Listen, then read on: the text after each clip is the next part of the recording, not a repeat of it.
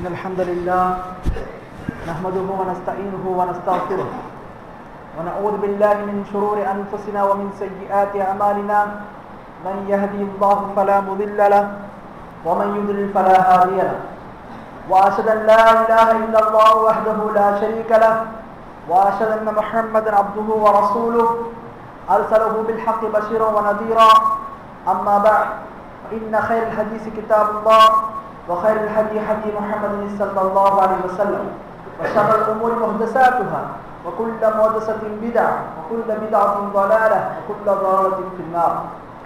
يا أيها الذين آمنوا اتقوا الله حق تقاته ولا تموتن إلا وأنتم مسلمون.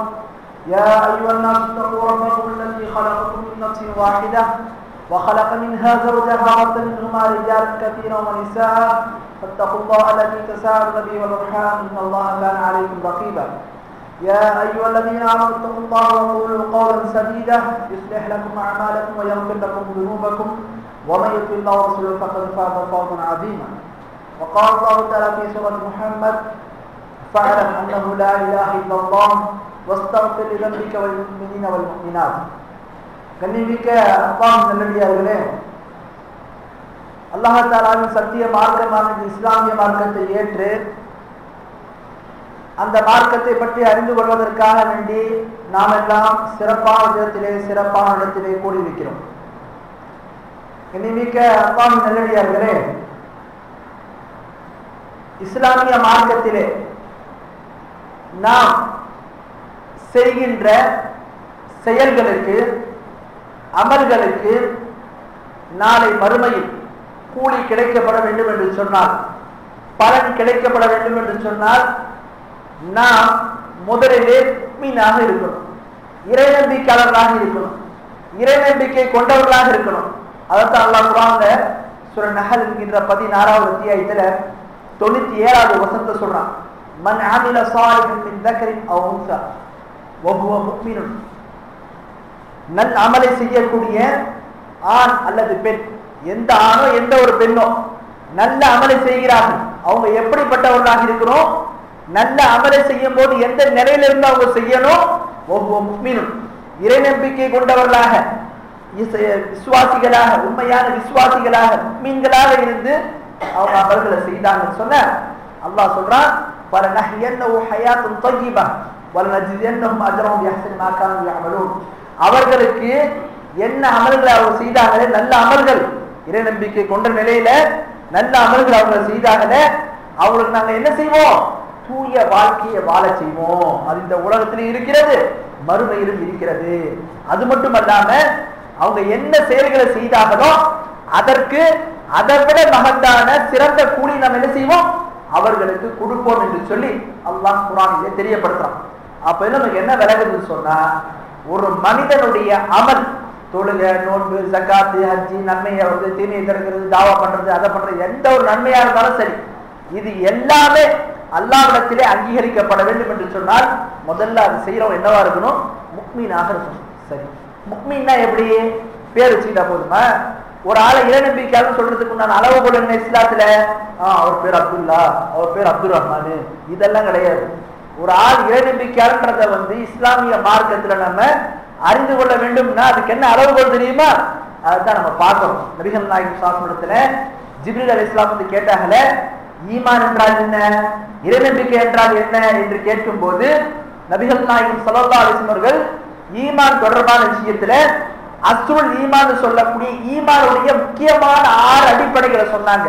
An துக்மின பில்லாஹ் வ மலாயிகத்திஹி வ குதுபிஹி வ ரசூலிஹி வல் யௌமில் ஆகிர் வல் ஈமான் பில் கத்ரி கைரிஹி வ ஷர்ரிஹி. ஈமான் என்று சொன்னால் அல்லாஹ்வை நம்புவது, மலக்குகளை நம்புவது, வேதங்களை நம்புவது, தூதர்களை நம்புவது, மறுமையை நம்புவது. 6வதாக விதி, நன்மையோ தீமையோ அதையும் நாம் நம்புவது. ஆக இந்த 6 விஷயங்களை, குறிப்பாக இந்த 6 விஷயங்களை இஸ்லாம் எப்படி நம்ப சொல்கிறதோ அந்த விதத்துல ஒரு மனிதன் நம்பினால் மட்டும்தான் என்னவா இருப்பான், முஃமினாக இருக்க முடியும், இறை நம்பிக்கையாளனாக இருக்க முடியும். இந்த 6 விஷயத்தை சரியாக நம்பி செயல்பட்டால்தான் அவன் இறை நம்பிக்கையாளனாக முடியும். நபிகள் நாயகம் ஸல்லல்லாஹு இப்படித்தான் மார்க்கத்தை சொன்னாங்க. சஹாபாக்கள் இந்த 6 விஷயத்தை முக்கியமான அடிப்படைகளை இஸ்லாம் எப்படி நம்ப வேண்டும் என்று சொல்லியிருந்ததோ அப்படி அவங்க நம்பினாங்க. அதனால அல்லாஹ் அவங்களை பொருந்தி கொண்டான். அவங்களுக்கு சொர்க்கத்தை வாக்காக கொடுத்தான், அதை அவங்களுக்கு தரவு இருக்கிறான். ஆக இந்த 6 விஷயங்களை நாமளும் இஸ்லாம் எப்படி நம்ப சொல்கிறதோ அந்த அடிப்படையில நம்பினாதான் நாமும் இறைநம்பிக்கையாளனாக இருக்க முடியும். அப்போதுதான் நாம செய்யக்கூடிய நன்மைகளுக்கு அல்லாஹ்விடத்துல பயன் கிடைக்கும். நாம தொழுகக்கூடிய தொழுகை அல்லாஹ்விடத்துல ஏற்றுக்கொள்ளப்படும். நாம செய்யக்கூடிய ஜக்காத்து நன்மையான காரியங்கள் அனைத்துமே அப்போதுதான் அல்லாஹ் அங்கீகரிப்பான். அது அப்படிப்பட்ட இறைநம்பிக்கையை பற்றி நாம தெரிந்து கொள்ள வேண்டும். ஈமானை பற்றி நாம் அறிந்து கொள்ள வேண்டும். அதுல முதலாவது அல்லாஹ்வை நம்புவது. அல்லாஹ்வை எப்படி நம்புறது, அல்லாஹ்வை நம்புவதற்கு மார்க் நமக்கு எப்படி சொல்லி தருகிறது அப்படின்றது நீங்க பாத்தீங்கன்னா, குர்ஆன்லயும் ஹதீஸ்லயும் அல்லாஹ்வை எப்படி நம்ப வேண்டும் என்கின்ற தகவல்கள் அனைத்தையுமே நம்ம ஒன்று திரட்டணும் சொன்னா 3 வகையான நிலையை என்ன செய்து நமக்கு தெரியப்படுத்தப்படுகிறது. அல்லாஹ்வை நம்புவதற்கு வந்தான வசனங்களையும் ஹதீஸ்களை நாம் எடுத்து பார்க்கணும் சொன்ன அல்லாஹ்வை ஒரு முஸ்லிம் ஒரு முஃமின் எப்படி நம்ப வேண்டும் என்பதை பற்றி மார்க் நமக்கு என்ன தெரியுமா சொல்லுது? முதல்ல தௌஹீது ருபூபிய்யா. தௌஹீது ருபூபிய்யா சொன்னா அல்லாஹ்வை ரப்பாக ஏற்பதிலே ஒருமைப்படுத்துவது. அது என்ன? அல்லாஹ்வை ரப்பாக ஏற்பதிலே ஒருமைப்படுத்துவது என்பதை நீங்க பாத்தீங்கன்னா, குர்ஆன்ல அல்லாஹ் தஆலா சில வசனங்களை தெரியப்படுத்துறான். வானத்தை படைத்தது, பூமியை படைத்தது, மனிதர்கள் படைக்கப்பட்ட விதத்தை பத்தி, அதே மாதிரி இந்த உலகத்துல நடக்கக்கூடிய நடப்புகளை செய்து காட்டுறதை பத்தி, மற்ற எல்லா விஷயங்களும் என்ன செய்யறான் நமக்கு தெரியப்படுத்துறான். ஆக இவை அனைத்துமே என்ன செய்யுது தெரியுமா? அல்லாஹ் படைத்து பரிபாலித்து அவன் காப்பதிலே அவன் ஒருமையானதாக இருக்கிறான், அவனை ஒருமைப்படுத்த வேண்டும் என்ற தௌஹீது தான் என்ன செய்யுது? முதல் வகையான தௌஹீது சொல்லுது. அப்ப அல்லாஹ்வை பற்றி வரக்கூடிய அந்த குர்ஆன்லயும் ஹதீஸ்லயும் தகவலை நம்ம பார்த்தோம்னு சொன்னா அல்லாஹ் ரப்பாக இருக்கிறான். நம்ம தமிழ்ல சொல்றதா இருந்தா அல்லாஹ் இறைவனாக இருக்கிறான், கடவுளாக இருக்கிறான், அவன் தான் நம்மளை படைச்சான், வானத்தை படைச்சான், பூமியை படைத்தான் என்று சொல்லி தகவல் அனைத்தையுமே சொல்லப்படுது. இதுதான் என்ன? தௌஹீது ருபூபிய்யா. இரண்டாவது ஒரு தகவல் அல்லாஹ் பத்தி என்ன? தௌஹீதுல் உலூஹிய்யா. அப்படின்னா என்ன? வணக்க வழிபாடுகள் அனைத்திலும் அல்லாஹ்வை ஒருமைப்படுத்த வேண்டும். அல்லாஹ் தன்னை மட்டுமே வணங்க வேண்டும் என்று சொல்லியிருக்கிறான். ஆக அந்த விஷயங்கள்ல அவனை மட்டுமே வணங்கி ஒருமைப்படுத்தக்கூடிய விஷயங்கள்ல குர்ஆன்ல பல இடங்கள்ல அல்லாஹ் சொல்றான். இது இரண்டாவது வகையாக அல்லாஹ்வை நம்பக்கூடிய விஷயத்துல வர்றது. அடுத்து மூன்றாவது தௌஹீதுல் அஸ்மாஇ வ சிஃபாத். அல்லாஹ்விற்கு அழகிய பெயர்கள் இருக்கிறது, உயர்ந்த பண்புகள் இருக்கிறது, அதிலே அவன் தனித்தவனாக இருக்கிறான், அதிலே நாம் அவனை ஒருமைப்படுத்த வேண்டும். ஆக இது மூன்றாவது வகையான விஷயம். ஆக இந்த 3 விஷயங்களை மையப்படுத்தி தான் அல்லாஹ்வை நம்பக்கூடிய விஷயங்களை நம்ம குர்ஆன்லயும் ஹதீஸ்லயும் பார்க்கணும். அப்ப ஒரு மனிதன் அல்லாஹ்வை நம்புவதாக அவன் சொல்றான்னா இந்த 3 விஷயங்களையும் அறிந்து அவன் வைத்திருக்கணும். இந்த 3 விஷயங்களை இஸ்லாம் எப்படி அறிய வேண்டும் என்று சொல்கிறதோ அதை அவன் அறிந்து வைத்திருக்க வேண்டும். இதுல அல்லாஹ்வை ரப்பாக ஏற்கக்கூடிய, அல்லாஹ்வை கடவுளாக ஏற்கக்கூடிய முதல் தௌஹீதுல நீங்க பாத்தீங்கன்னா, நாத்திகவாதிகளை தவிர மற்ற எல்லாருமே என்ன இந்த தௌஹீதை ஏற்றுக்கொண்டிருக்காங்க. என்ன? அல்லாஹ் ஒருவன் தான் படைப்பாளன், அல்லாஹ் ஒருவன் மட்டும்தான் என்ன இந்த உலகத்தை படைத்திருக்கிறான், படைப்பிலே வேற யாரும் என்ன படைப்பாளன்ற அடிப்படையில அவனை தவிர வேறு யாரும் இல்லை என்று சொல்லி என்ன செய்யறான்? எல்லாருமே ஏற்றுக்கொண்டுதான் இருக்கும். இந்த தௌஹீதுல பிரச்சனை இல்லை. இரண்டாவது ஒரு தௌஹீது இருக்கு பாத்தீங்களா? தௌஹீதுல் உலூஹிய்யா. தௌஹீதுல் உலூஹிய்யானா என்ன? வணக்க வழிபாடுகளில் அல்லாஹ்வை ஒருமைப்படுத்துவது. இதுலதான் என்ன நிறைய மக்கள் தவறு செய்றாங்க. இது நம்ம விளங்கிக் கொள்ள வேண்டும். தௌஹீதுல் உலூஹிய்யா வணக்க வழிபாடுகள் அல்லாஹ்வை ஒருமைப்படுத்துவது அப்படின்னா என்ன? நம்ம சொல்றோமே லா இலாஹ இல்லல்லாஹ், அதனுடைய இன்னொரு வார்த்தை தான் இந்த தௌஹீதுல் உலூஹிய்யா. லா இலாஹ இல்லல்லாஹ் என்ன அர்த்தம்? அல்லாஹ் வணக்கத்திற்குரியவன், அல்லாஹ்வை தவிர வேறு யாரும் இல்லை என்று சொல்லி நம்ம என்ன செய்யறோம்? சாட்சி சொல்கிறோம். ஆக அந்த தௌஹீதை தான் என்ன செய்யறோம்? சரியாக இருக்கணும். அந்த தௌஹீதை நாம அறிந்து வைத்திருக்கணும். அப்ப அந்த தௌஹீதுல் உலூஹிய்யான்னு சொல்லக்கூடிய வணக்க வழிபாடுகள் அனைத்திலுமே அல்லாஹ் ஒருவனுக்கு மட்டுமே செய்ய வேண்டும் என்று சொல்றோமே, அந்த தௌஹீதுக்கு பேர் தான் என்ன? லா இலாஹ இல்லல்லாஹ் சொல்லக்கூடிய இந்த கலிமா. இந்த லா இலாஹ இல்லல்லாஹ் என்ன? அதை நம்ம எப்படி விளங்கணும்? அதுக்கு என்ன அடிப்படை இருக்கிறது? அதற்கு என்ன நிபந்தனை இருக்கிறது? லா இலாஹ இல்லல்லாஹ் அதுக்கு என்ன பொருள், அதுக்கு என்ன விளக்கம், இது ஒருத்தருக்கு தெரிஞ்சிருக்கணும். ஆக இதை தெரிஞ்சிருந்தாதான் என்ன இந்த நம்பிக்கையில அவன் சரியா இருக்க முடியும். லா இலாஹ இல்லல்லாஹ்ன்றது என்ன? நம்மள சில பேர் என்ன விளங்கிச்சிட்டாங்க, லா இலாஹன்னு சொன்னா ஒருத்தவங்க சக்கராத்துல கிடக்குறாங்க, அவங்க கிட்ட உட்காந்து லா இலாஹ இல்லல்லாஹ் சொல்லுப்பா அப்படியே அனுப்பி வச்சுட்டு வந்துடுறது. அப்ப என்ன வச்சுக்கிட்டாங்க, லா இலாஹ என்ன, அது ஒரு மந்திரம் மாதிரி, அது ஒரு வார்த்தை, அதை சொல்லிட்டு சொர்க்கம் கிடைச்சிடும் அப்படின்னு நினைச்சிட்டு இருக்கோம். ஆக இந்த வார்த்தை நம்ம நினைக்கிற மாதிரி சாதாரணமான வார்த்தை கிடையாது. ஏன்னு சொன்னா இந்த வார்த்தைய நபிகள் நாயகம் ஸல்லல்லாஹு அலைஹி வஸல்லம் அவர்கள் அந்த மக்கத்து காபிர்கள்ட்ட சொல்லும் போது அவங்க எதிர்த்தார்கள். யாரெல்லாம் இந்த லா இலாஹ இல்லல்லாஹ்வ ஏற்றுக்கொண்டார்களோ அந்த முஸ்லிம்களை, அந்த இறை நம்பிக்கையாளர்களை சித்திரவதை பண்ணாங்க, அடிச்சாங்க, துன்புறுத்தினாங்க. இந்த கொள்கையை விட்டுடு, லா இலாஹ சொல்லக்கூடாது, அதுல நீ இருக்கக்கூடாது, இந்த கொள்கையை ஏற்றுக்கொள்ள கூடாது என்று சொன்னாங்க. ஏன் எதிர்த்தாங்க? லா இலாஹ இல்லல்லாஹ் சொல்லக்கூடிய அந்த கொள்கையை, அந்த நம்பிக்கையை, அந்த வார்த்தையை ஏன் மக்கத்து காபிர்கள் எதிர்த்தார்கள்?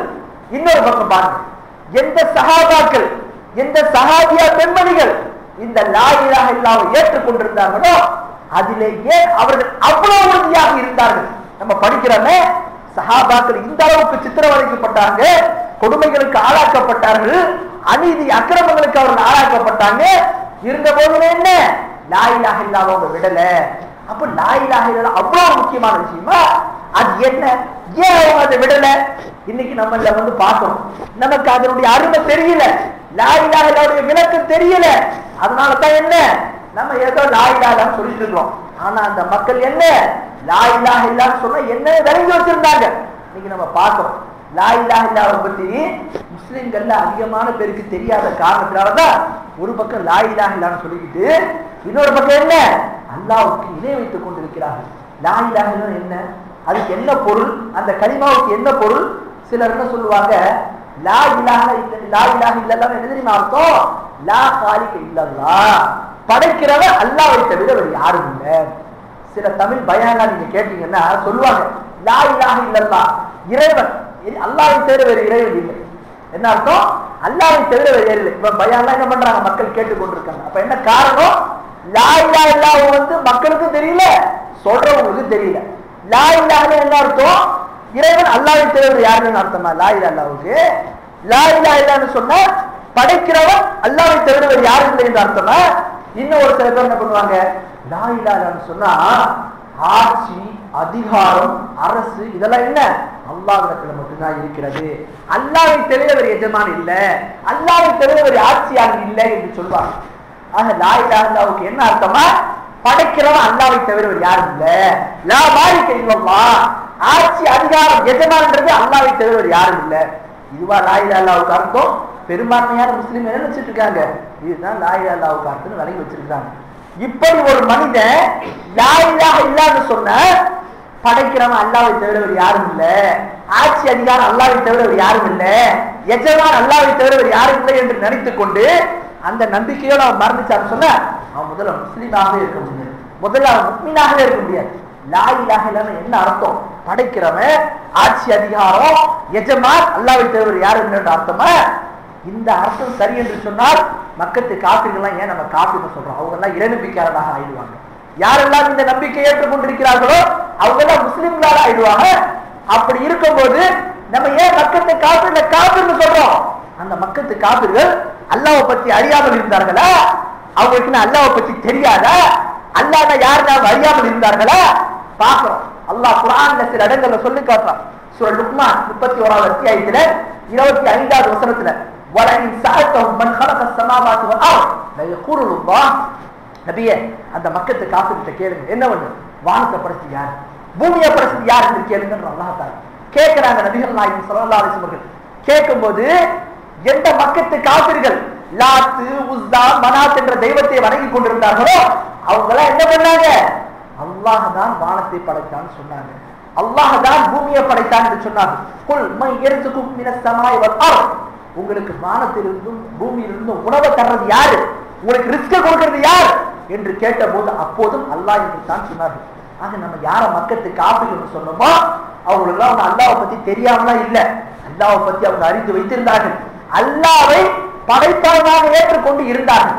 மக்கத்து காபிர்களை பொறுத்த வரைக்கும் வானத்தை படைச்சது யாரு, பூமியை படைச்சது யாரு, உங்களை படைச்சது யாரு, இந்த பிரபஞ்சத்தை படைச்சது யாருன்னு கேட்டா அவங்க அல்லாஹ்னு தான் சொன்னாங்க. அப்ப நம்ம சொல்றோம்ல லா இலாஹ இல்லல்லாஹ்னு சொன்னா படைக்கிறவன் அல்லாஹ்வை தவிர வேறு யாரும் இல்லை என்கின்ற அர்த்தம் யாரெல்லாம் இந்த நம்பிக்கையில் இருக்கிறாங்களோ, இந்த அர்த்தம் தான் சரி என்று விளங்குகிறார்களோ அவங்க நல்லா கவனிக்கணும். அப்போ படைக்கிறவன் அல்லாஹ்வை தவிர வேறு யாரும் இல்லைன்ற அர்த்தம் தான் லா இலாஹ இல்லல்லாஹ் இருக்குதுன்னு சொன்னா மக்கத்து காப்பீடு ஏற்றுக்கொண்டு தானே இருந்தாங்க. வானத்தை படைச்சது யாருன்னு கேட்குமோ அல்லாஹ் தானே சொன்னாங்க, பூமியை படைச்சது யாருன்னு கேட்குமோ அல்லாஹ் தானே சொன்னாங்க. அப்ப மக்கத்து காப்பீடுகளை பொறுத்த வரைக்கும் அல்லாஹ்வை படைப்பாளராக ஏற்பதில் அவங்களுக்கு பிரச்சனையே கிடையாது. அவங்க என்ன செய்யல, தாங்கள் வணங்கக்கூடிய அவுலியாக்களை, மகான்களை, சிலைகளை, சிற்பங்களை, உருவங்களை என்ன செய்யல, இவங்க எல்லாம் படைப்பாளர்னு சொல்லல. அவங்க என்ன சொன்னாங்க, நான் இவங்களை வணங்குறோம், படைத்தது யாரு, அல்லாஹ் தான். அல்லாஹ்வை படைப்பாளனாக இருப்பது அவங்களுக்கு பிரச்சனை இல்லை. அப்ப என்ன விளங்குது, அப்படி அவங்க ஏற்றுக்கொண்டு இருந்தாலும் மக்கத்து காபிர்கள் அல்லாஹ்வை படைப்பாளனாக ஏற்றுக்கொண்டு இருந்தாங்க. இருந்த போதிலும் அல்லாஹ் என்ன செய்யல, அவங்களுடைய நம்பிக்கையை அங்கீகரிக்கல, அவங்கள காபின்னு சொல்றான். அப்ப இது நமக்கு என்ன விளங்குது, அல்லாஹ்வை லா இலாஹ இல்லல்லாஹ்ன்ற அர்த்தத்துக்கு படைக்கிறவன் அல்லாஹ்வை தவிர வேறு யாரும் இல்லைன்ற அர்த்தம் என்ன, சரியான அர்த்தம் கிடையாது அப்படின்றத நம்ம என்ன செய்யலாம், விளங்கிக் கொள்ள வேண்டும். அடுத்து வாங்க, அல்லாஹ் தான் எஜமா, அவனை தவிர எஜமா யாரும் கிடையாது. அல்லாஹ் தான் என்ன, அவனுக்கு தான் ஆட்சி அதிகாரம் இருக்கிறது. லா இலாஹ இல்லல்லாஹ் என்ன அர்த்தம், ஆட்சி அதிகாரம் அனைத்தும் அல்லாஹ்வுக்கு மட்டும்தான் இருக்குது, அல்லாஹ்வை தவிர யாரும் இல்லை. சட்டம் அனைத்தும் அல்லாஹ்வுக்கு மட்டும்தான் இருக்குது, அவனை தவிர யாரும் இல்லை என்கின்ற அர்த்தம் ஒரு மனிதன் லா இலாஹ இல்லல்லாஹ்வுக்கு கொடுக்குறாங்க. அது சரியா இருக்குமா அப்படின்னு பாத்தீங்கன்னா அதுவும் சரியில்லை. ஏன்னு சொன்னா அல்லாஹ் குர்ஆன்ல சூரா யூனுஸ் என்கின்ற 10வது அத்தியாயத்துல 31வது வசனத்தை சொல்றான், அல்லாஹ் இந்த வசனத்தை சொல்றான், நபி அந்த மக்கள்கிட்ட கேளுங்க, இந்த உலகம் இருக்குது, இந்த உலகத்துல இருக்கக்கூடிய காரியங்களை எல்லாம் நடத்தி காட்டுபவன் யார், இந்த காரியங்கள் எல்லாம் திட்டமிட்டு செயல்படுத்தி காட்டுபவன் யார் என்று நபியே நீங்கள் கேளுங்க. அல்லாஹ் என்ன விளங்கும், இந்த உலகத்தை இயக்கிறது, அதை நடத்தி காட்டுறது அது யார் என்று கேட்கும் போது அந்த மக்கள் என்ன சொன்னாங்க, மக்களுக்கு காப்பீர்கள் அல்லாஹ் என்று தான் சொன்னாங்க. நமக்கு என்ன விளங்குதுன்னு சொன்னா, லா இலாஹ இல்லல்லாஹ் என்ன அர்த்தம், படைக்கிறவன் அல்லாஹ்வை தவிர வேறு யாரும் இல்லை, எஜமான் அல்லாஹ்வை தவிர வேறு யாரும் இல்லை, ஆட்சி அதிகாரம் அல்லாஹ்வை தவிர வேறு யாரும் இல்லைன்ற இது என்ன, முதல்ல தவறான பொருள், தவறான விளக்கம் அப்படின்றது நாம விளங்கிக் கொள்ள வேண்டும். இது சரின்னு சொன்னா மக்கத்து காப்பீர்கள் எல்லாம் முஸ்லீம் ஆகிடுவாங்க. அப்ப அல்லாஹ் அதை தவறுன்னு சொல்றான், அவங்கள காப்பீர்னு சொல்றதுனால இந்த நம்பிக்கை என்ன, லா இலாஹ இல்லல்லாஹ்வுக்கு சரியான பொருள் கிடையாது அப்படின்றத நாம விளங்கிக் கொள்ள வேண்டும். அடுத்து வாங்க, லா இலாஹ இல்லல்லாஹ்வுக்கு உண்டான சரியான அர்த்தம் என்ன அப்படின்றது நீங்க பாத்தீங்கன்னா அதைத்தான் நம்ம பார்க்கணும். என்ன, மக்கத்து காபிர்கள் கூட என்ன லா இலாஹ இல்லல்லாஹ்வுக்கு பொருளை விளங்கி வைத்திருந்தார்கள்.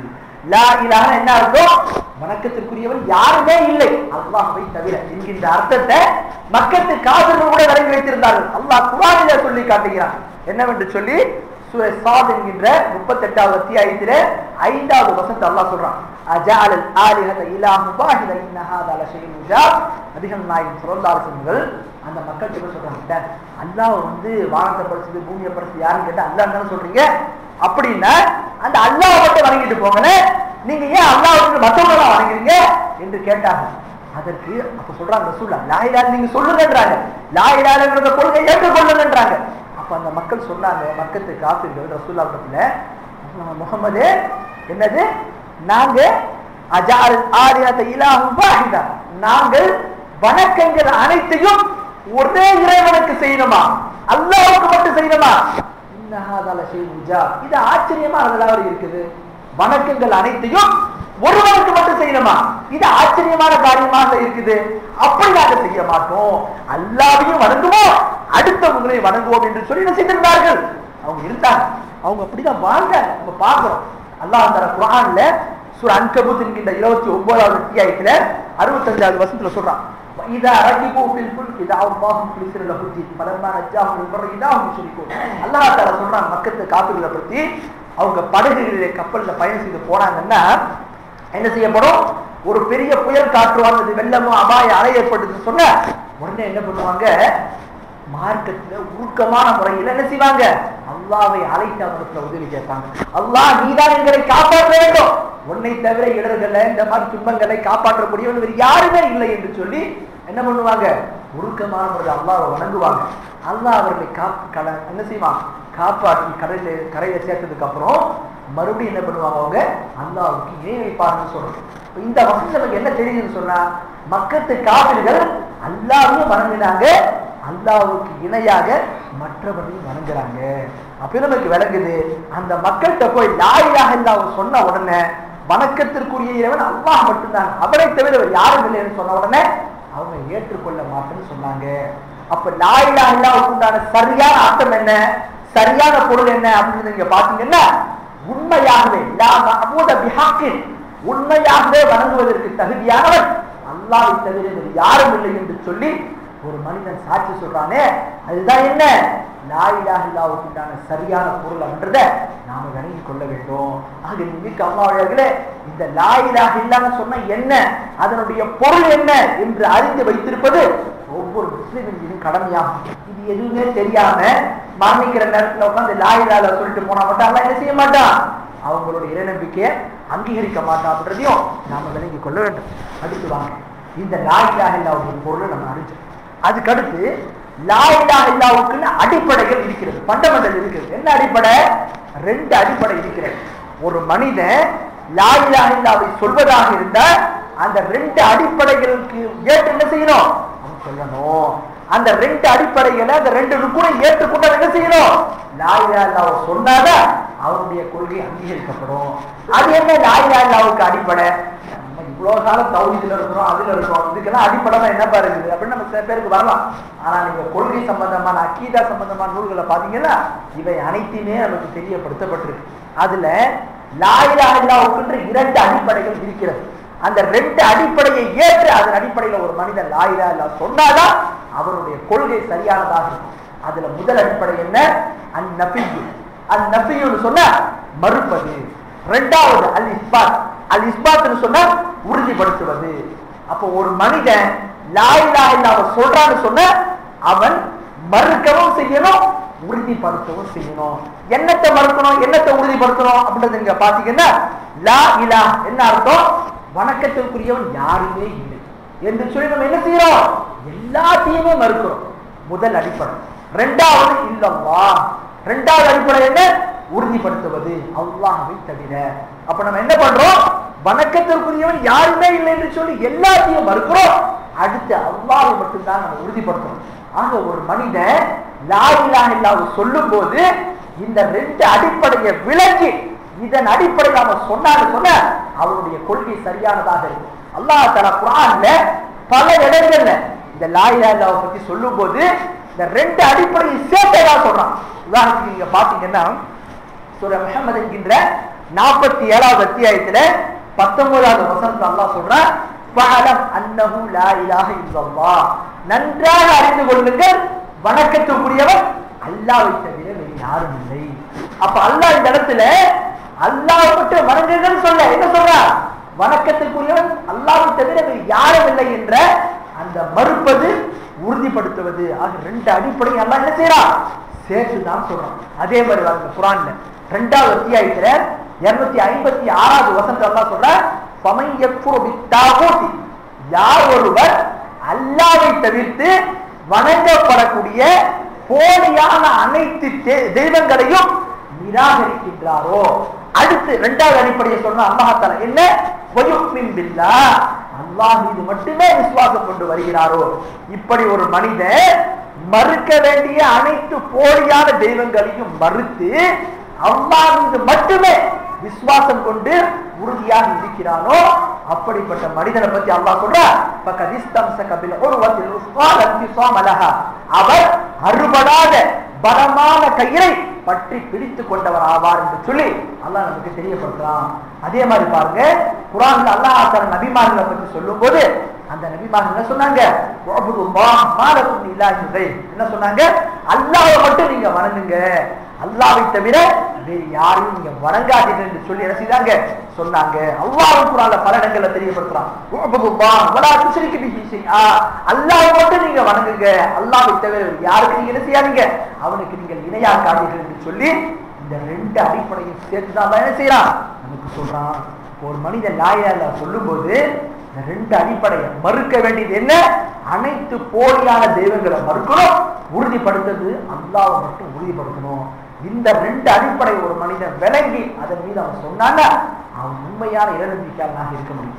பார்க்கணும் இந்த ரெண்டு அடிப்படையில ஒரு மனிதன் என்ன பண்றான், ஒரு அடிப்படையை மட்டும் கேட்டுக்கிறான், இன்னொன்னு ஏத்துக்கிற. உதாரணத்துக்கு பாருங்க, மறுக்கிறான், லா இலாஹ வணக்கத்துக்கு யாருமே இல்லை அப்படின்ற மாதிரி என்ன செய்யறான், மறுக்கிறான். இல்லல்லா இரண்டாவது அடிப்படை உறுதிப்படுத்துவது. அதை ஒரு மனிதன் ஏற்றுக்கொள்ளாம வெறும் மறுக்க மட்டும் செய்தான்னு வச்சுக்கிடுங்க, அவன் என்ன தெரியுமா ஆயிடுவான், நாத்திகனாக ஆயிடுவான். இன்னைக்கு நாத்திகர்களை பார்க்கிறோம், என்ன பண்றாங்க, யாருமே இல்ல வணக்கத்துக்குன்னு சொல்லி எல்லாமே மறுத்துறாங்க. ஆனா உறுதிப்படுத்த வேண்டிய அடிப்படையை அவங்க உறுதிப்படுத்தாம இருக்கிறாங்க. அதனால என்ன, அவங்க தவறான பாதையில இருக்கிறாங்க, குஃபுர்ல இருக்கிறாங்க, நிராகரிப்புல இருக்கிறாங்க. அடுத்து வாங்க இன்னொன்று, ஒரு மனிதன் என்ன செய்யறான், அல்லாஹ்வை வணக்கத்துக்குரியவனாக உறுதிப்படுத்துறான், ஆனா மறுக்க மாட்டான். அவன் எப்படி ஆயிடுவான்? உதாரணத்துக்கு பாருங்க, ஒரு கபரு வணங்கி சிலையை வணங்குறவன் என்ன பண்றான், கபரு இன்னைக்கு நிறைய பேர் என்ன பண்றாங்க, முஸ்லிம்கள்ல பேரை வைத்துக் கொண்டு கபரையும் அவுலியாக்கள் மகான்கள் சொல்லி என்ன பண்றாங்க, அவங்களையெல்லாம் வணங்கி கொண்டிருக்காங்க. அல்லாஹ் ஒரு பக்கம் வணங்குறான். இந்த மனிதன் என்ன செய்யறான், அல்லாஹ்வை உறுதிப்படுத்துறான், வணக்கம் அல்லாஹ் உறுதிப்படுத்துறான். ஆனா அல்லாஹ்வை தவிர வேறு யாரையும் வணங்கக்கூடாது என்று மறுக்கக்கூடிய அடிப்படையை அவன் செயல்படுத்தாம இருக்கிறான். அதனாலதான் அவன் என்ன பண்றான், அல்லாஹ்வுக்கு இணை வைக்கிறான். அப்ப இதெல்லாம் நமக்கு என்ன விளங்குதுன்னு சொன்னா, லா இலாஹ இல்லல்லாஹ் சொல்லும் போது இந்த ரெண்டு அடிப்படையை ஒரு மனிதன் விளங்கி சொன்னாதான் அவன் முஸ்லிமாக இருக்க முடியும். ஒரு அடிப்படையை மறுப்பது என்ற அடிப்படையை மட்டும் ஏற்றுக்கொண்டிருக்கிறான், உறுதிப்படுத்துவதை ஒரு மனிதன் ஏற்றுக்கொள்ளவில்லை சொன்ன அவன் நாத்திகவாதியாக மாறிவிடுவான். ஒரு மனிதன் உறுதிப்படுத்துவதை ஏற்றுக்கொள்கிறான், ஆனால் மறுக்க வேண்டிய அந்த அடிப்படையை ஏற்றுக்கொள்ளவில்லை என்று சொன்னால் அவன் கபரு வணங்கியாக போய்விடுவான், இணை வைப்பவனாக ஆகிவிடுவான், சிலை வணங்கியாக ஆகிவிடுவான் என்றதை நாம் விளங்கிக் கொள்ள வேண்டும். ஆக மிக்க அல்லாஹ்விலே லா இலாஹ இல்லல்லாஹ் சொல்லக்கூடிய இந்த இதுல இந்த ரெண்டு அடிப்படை நம்ம விளங்கணும். அதன் மீது நாம இந்த கலிமாவை சொன்னாதான் அல்லாஹ் நம்முடைய கொள்கையை, நம்முடைய கலிமாவை அங்கீகரிப்பாக. அப்படிப்பட்ட மக்களாக அல்லாஹ் நம் அனைவரையும் ஆக்கி வருவானா.